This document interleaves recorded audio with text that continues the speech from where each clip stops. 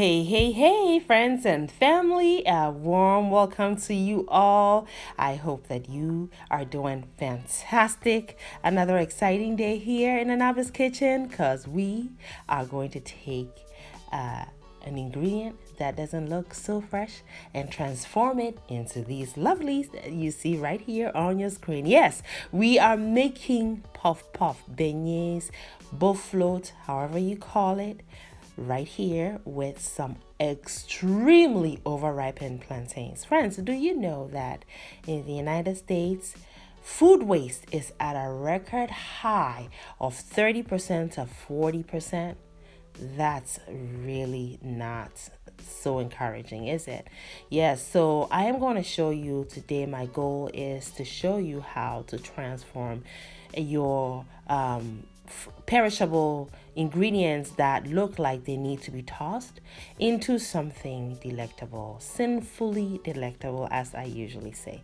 So I have some over-ripened plantains. They are rather extremely over-ripened. As you can see, the skin turned completely black. My husband even wondered, Nanaba, are you sure these aren't rotten?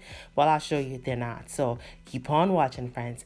I have peeled 3 of those extremely over-ripened plantain into my blender, and I have added some salt, some nutmeg to enhance the sweetness of the over-ripened plantain, and I've added a little extra richness and sweetness by way of condensed milk. Now I'm going to add some water. Now to measure my water accurately, because this is a pastry, so we need to get the measurements right? So I put the cup on a level surface and then pour the water in there. That way I get an accurate reading. I add 1 cup of water to the mixture and blend till super smooth, and we're going to strain because the plantain has these black seeds in them, which I really would like to eliminate from this recipe. So I will strain it. Now I'm measuring another cup, which I will use in the recipe eventually anyway. So I'm just going to use that to rinse my blender so we do not have any waste in this recipe. And then I'm going to use that to strain the whole mixture out to where we have nothing but the seeds left in the strainer, just as I am doing right now.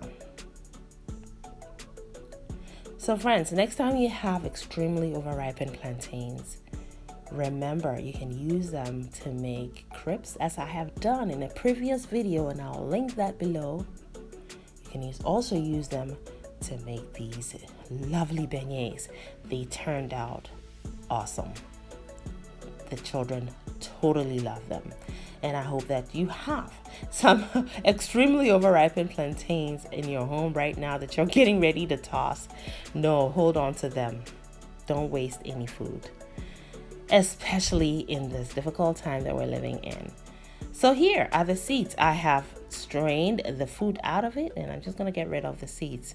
You can leave yours in really if you want, but they don't really have any nutritional benefit, and I would rather have everything looking nice and clean. My children are used to puff puff that does not have black seeds in them, so that's why I got rid of them. Now I'm measuring 3 level cups of flour, and I'm going to add it to my wet ingredients, and we're almost done preparing the dough. So these sinful treats are very popular on the streets of Ghana, and my mom made these very often. You know, she had a bakery, so this is one of those things that she made a lot for us as children, and it was always a happy day when she made it. We were always grateful. I have added my leavening agent, which is the yeast. Okay, now this yeast I've already tested. I bought a big batch of it, and I took a piece of it, added it to some warm milk, whisk it, set it aside, added a little bit of sugar, whisk it together, set it aside, and in 10 minutes, it was foamy on the top, indicating that the yeast is good, it's active. Sometimes they stay on the shelves for too long and then they lose the life in them, and when you use them, your dough never rises. That's why. So it's always a good idea to actually test that batch. Yes, just use a little bit of it.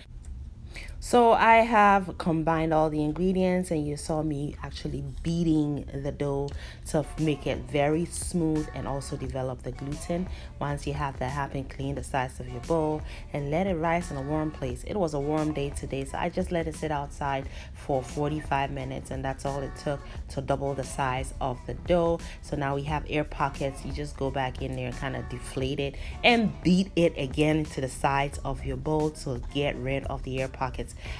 Now at this time, friends, your oil should be heating up on medium heat to begin with. I am scooping some of the dough, about a handful of it, into my hand, and I'm throwing my hand back and forth and catching it, trying to smoothen it, and I gently and carefully drop it into the oil. And that's how to do these with your hand. Now, I am not the best at doing it this way, but I have my tools in my kitchen to aid me when my hands refuse to be dexterous, which is what happened today. This is really not my forte. So if you have your ice cream scooper, please use it, because look at how beautiful these turned out using the ice cream scooper. So that's what I ended up doing. I threw my hand away. I grabbed my ice cream scooper, which was handy. Yeah, my hand refused to be handy, so I used my ice cream scooper, which I had on hand, and they turned out beautiful. Just look at these and the taste. Oh yes, is what I say to these. You absolutely have to try this recipe next time you have over-ripened plantains on hand. Please use them to make puff puff. Oh, and you will totally not make puff puff any other way going forward. Beautiful recipe. So when you scoop them into your hot oil, you want to start on medium heat first of all to heat your oil up, but never be afraid to crank your heat down if your puff puff tends to brown too quickly once you drop them in the oil. So this is what should happen. Once you drop them into the oil, they should immediately rise to the surface of the oil and they should start inflating.